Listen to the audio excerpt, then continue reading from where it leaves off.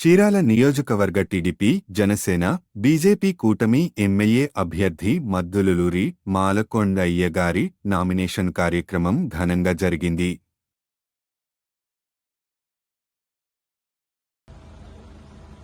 TDP Telugu Desam party తరఫున ఉమ్మడి అభ్యర్థిగా బీజేపీ, జనసేన, తెలుగుదేశం పార్టీ అభ్యర్థిగా మాలకొండయ్య గారి నామినేషన్ జరిగింది.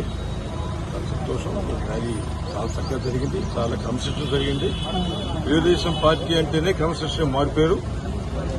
ముఖ్యంగా చీరాల్లో ఉన్నట్టు ఎక్కువ భాగం బీసీ కులాలు.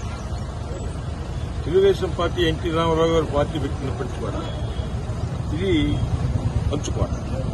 ఈ రాష్ట్రంలో బీసీలకు పెద్దపీట వేసింది, బీసీలకు గుర్తింపు ఇచ్చింది అన్న ఎన్టీ రామారావు గారు. అదే బాటలో చంద్రబాబు నాయుడు గారి ఇవాళ తెలుగుదేశం పార్టీని ముందుకు తీసుకెళ్తూ బీసీలకు పెద్దపీట వేస్తూ అందులో భాగంగానే మనకి ఇక్కడ మాలకొండయ్య గారికి టికెట్ ఇవ్వటం తప్పనిసరిగా నేను ఒకటే చెబుతున్నా. 83లో మేమంతా 83 మొట్టమొదటి తెలుగుదేశం పార్టీలో ఉంటాం. తెలుగుదేశం అప్పుడు చెమటా సాంబు, అందరూ చెమటా సాంబు ఏంటి, ఇక్కడ క్యాండిడేట్ ఏంటి అన్నారు. 40,000 మెజార్టీతోటి ఈ జిల్లాలో అత్యధిక మెజార్టీతోటి గెలిపించిన ఘనత చీరాల ప్రజలు. కాబట్టి మళ్ళా అది రిపీట్ అవుతుందని చెప్పేసి ఈ సందర్భంలో తెలియజేస్తూ కావాలని కూడా ఆకాంక్షిస్తూ మాలకొండని మంచి మెజార్టీతోటి గెలిపించాలని చెప్పని, మరి గెలిపిస్తే చంద్రబాబు నాయుడు గారు ఏ విధంగా ఈ రాష్ట్రంలో ఏ కార్యక్రమాలు చేయబోతున్నారో మీ అందరూ తెలుసు. గతంలో ఈ విధ్వంసంగా పరిపాలన చూశారు. అరాచకం, అహింసతో కూడిన పరిపాలన సాగిస్తాడు చంద్రబాబు నాయుడు. మరి హింస అంటే తెలుగుదేశం పార్టీ గెలుపు. కాబట్టి తప్పనిసరిగా చీరాలలో ప్రజల్లో చాలా అభిమానం ఉంది. ఆ భయం ఏదైతే ఉందో ఇవాళ ర్యాలీతోటి ఆ భయం పోయింది ప్రజలు. కాబట్టి తప్పనిసరిగా ఎప్పుడు ఎలక్షన్ వస్తాయా, ఎప్పుడు తెలుగుదేశం పార్టీ క్యాండిడేట్ని గెలిపిద్దామా అని చీరాల ప్రజలు ఊరుతున్నారు.